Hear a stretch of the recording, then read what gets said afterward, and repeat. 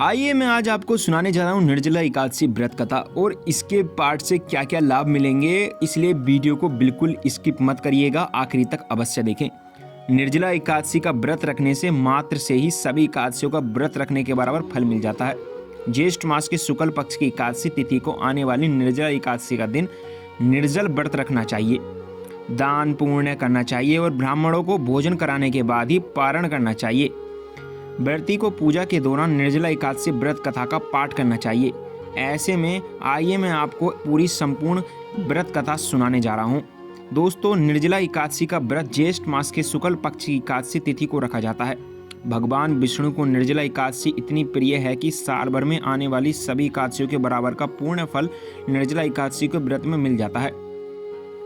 जो भी व्यक्ति पूरे विधि विधान से 7 निर्जला एकादशी का व्रत रखते हैं और निर्जला एकादशी व्रत का कपाट करते हैं, उन्हें वैकुंठ लोक में जगह मिलती है। ऐसे में विस्तार से पढ़ते हैं निर्जला एकादशी व्रत कथा। तो शुरू करते हैं, वीडियो को कतई न हटाएं।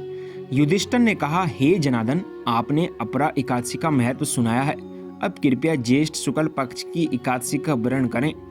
भगवान श्री कृष्ण बोले, हे राजन, इसका वर्णन सत्यावर्ती पुत्र वेद व्यास जी करेंगे, क्योंकि वे सभी शास्त्रों के ज्ञाता और वेदों के पारंगत हैं। तब वेद व्यास जी ने कहा, दोनों पक्षों की एकादशी को भोजन नहीं करना चाहिए।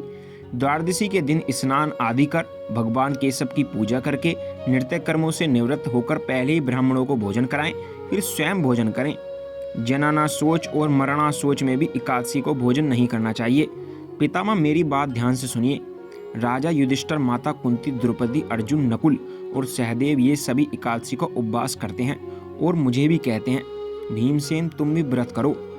मैं उनसे कहता हूँ, मुझसे भूख सहन नहीं होती। ये सुनकर व्यास जी ने कहा, यदि तुम्हें स्वर्ग प्राप्त करना है और नरक से बचना है तो दोनों पक्षों की एकादशी को उपवास करो। भीमसेन बोले, हे महाबुद्धिमान पितामह, सत्य कहता हूँ कि एक बार भोजन करके भी उपवास करना मेरे लिए बहुत ज़्यादा कठिन है। फिर बिना खाए कैसे रह सकता हूँ? मेरे पेट में ब्रक नाम की अग्नि सदैव जलती रहती है, जो बहुत भोजन करने पर ही शांत होती है। इसलिए है महामुनि, मैं वर्ष भर में केवल एक ही बार उपवास कर सकता हूँ। कृपया कोई ऐसा एक व्रत बताइए जिससे स्वर्ग प्राप्त हो और कल्याण हो सके, मैं उसका विधि पूर्वक पालन करूँगा। व्यास जी ने कहा, भीम, ज्येष्ठ मास में जब सूर्य विश्व या मिथुन राशि में रहते हैं, उस समय जो एकादशी आती है उसका यम नियम और निर्जला उपवास करो। केवल कला या आचमन के लिए ही जल ग्रहण किया जा सकता है। इसके अतिरिक्त किसी भी प्रकार का जल विधि विधान पुरुष को मुख में नहीं जाना चाहिए, अन्यथा व्रत भंग हो जाता है। एकादशी को सूर्योदय से लेकर अगले दिन के सूर्य तक के मनुष्य को जल ही में भी त्याग करना चाहिए, तभी यह व्रत पूर्ण होता है। द्वादशी को प्रातः स्नान करके विधि पूर्वक ब्राह्मणों को जल और स्वर्ण का दान करना चाहिए। इसके पश्चात जितेंद्रिय पुरुष महाब्राह्मणों के साथ स्वयं भोजन करें। वर्ष भर में जितनी भी एकादशी आती हैं, उनका जो पूर्ण फल होता है वह सब केवल निर्जला एकादशी के व्रत से प्राप्त हो जाता है। इसमें तनिक भी संदेह नहीं है। शंख, चक्र और गदा धारण करने वाले भगवान केशव ने स्वयं मुझसे कहा कि यदि कोई मनुष्य सभी व्रतों को छोड़कर केवल मेरी शरण में आ जाए और एकादशी का निर्हार रहे तो वह सब पापों से मुक्त हो जाता है। एकादशी व्रत करने वालों के पास कभी भी विशाल काय विकराल आकृति वाले काले रंग के दंड और 5 धारण करने वाले यमदूत नहीं आते।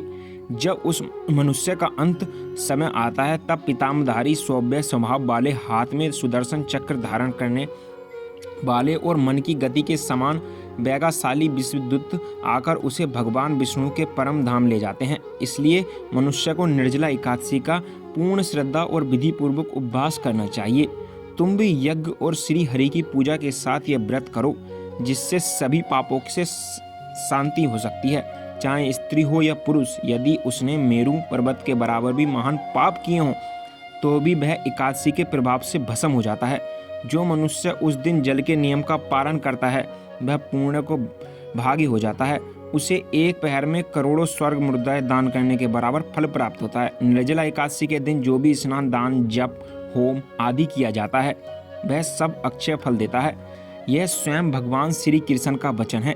इस व्रत का विधि पूर्वक करने से मनुष्य वैभव पद को प्राप्त करता है। जो मनुष्य एकादशी के दिन अन्न खाता है वह पाप खाता है, वह इस लोक में चांडाल के समान होता है और मृत्यु के बाद उसे दुर्गति प्राप्त होती है। जो व्यक्ति ज्येष्ठ शुक्ल पक्ष की एकादशी को उपवास करके दान करता है वह परम पद को प्राप्त करता है। जो एकादशी का व्रत करते हैं वह ब्रह्मा हत्या, शराब पीना, चोरी करना और गुरु का अपमान करने जैसे महापापों से मुक्त हो जाता है। हे कुंती पुत्र, निर्जला एकादशी के दिन श्रद्धालु स्त्री पुरुष के लिए जो विशेष दान और कर्तव्य बताए गए हैं उन्हें सुनो। उस दिन जल में शयन करने वाले भगवान विष्णु की पूजा करनी चाहिए और जल में धेनुका का दान करना चाहिए। अगर संभव हो तो वास्तविक गाय या घृतमयी धेनु का दान करना उचित होता है। साथ ही पर्याप्त दक्षिण और भिन्न प्रकार के मिष्ठान द्वारा ब्राह्मणों को श्रद्धापूर्वक संतुष्ट करना चाहिए। ऐसा करने से ब्राह्मण अवश्य प्रसन्न होते हैं और उनके प्रसन्न होने पर भगवान श्री हरि मोक्ष प्रदान करते हैं। जो लोग सम, दाम और दान में प्रवृत्त होकर श्री हरि की पूजा करते हैं और रात्रि में जागरण के साथ ये व्रत करते हैं वह अपनी 100 पीढ़ियों और आने वाली 100 पीढ़ियों का भगवान वासुदेव के धाम में पहुंचा देते हैं। इस दिन अन्न, वस्त्र, गो, जल, सैया, सुंदर आसन, कमंडलू और छाता आदि का दान करना चाहिए। जो व्यक्ति उत्तम और सुपात्र ब्राह्मण को जूता दान करता है वह सोने के विमान पर बैठकर स्वर्ग में प्रतिष्ठान होता है।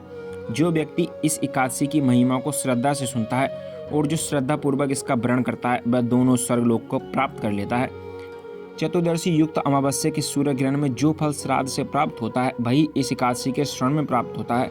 सुबह दंता दावन करके यह संकल्प लेना चाहिए कि मैं भगवान केशव की प्रसन्नता के लिए एकादशी को निराहार रहूंगा और आचमन के अतिरिक्त अन्य किसी प्रकार का जल ग्रहण नहीं करूंगा। एकादशी के दिन भगवान विष्णु की गंध, धूप, पुष्प और वस्त्रों से विधि पूर्वक जल पूजा करके जल का कलश दान करते हैं और मंत्रोच्चार के साथ संकल्प करें। मैं आपको जो मंत्र बता रहा हूँ उसको ध्यान से सुने। देव देव इसी क्रेश संसार अवात्रक उदम प्रादनेन नैब माँ परमरा गृतिम, यानी संसार के सागर से तारने वाले देव देव ऋषिकेश, इस जल के घड़े का दान करने से आप मुझे परम गति को प्राप्त करिएगा।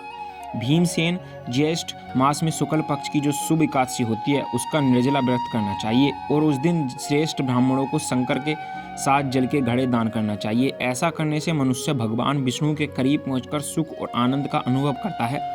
इसके बाद द्वादशी को ब्राह्मण भोजन कराने के बाद स्वयं भोजन करना चाहिए। जो इस प्रकार पूर्ण रूप से पाप नाशीन एकादशी का व्रत करता है वह सब पापों से मुक्त और अनान्य प्रद का प्राप्त होता है। यह सुनकर भीमसेन ने भी इस शुभ एकादशी का व्रत आरंभ कर दिया। तब यह लोक में पांडव द्वादशी के नाम से विख्यात हुआ।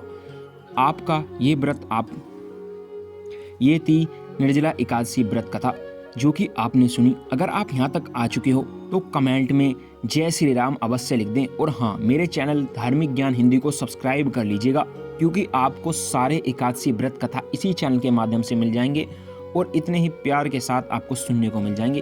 और ऐसे ही व्रत और धार्मिक से जुड़े रहने के लिए चैनल को सब्सक्राइब कर लीजिएगा। वीडियो को लाइक करे बिना मत जाइएगा। धन्यवाद। जय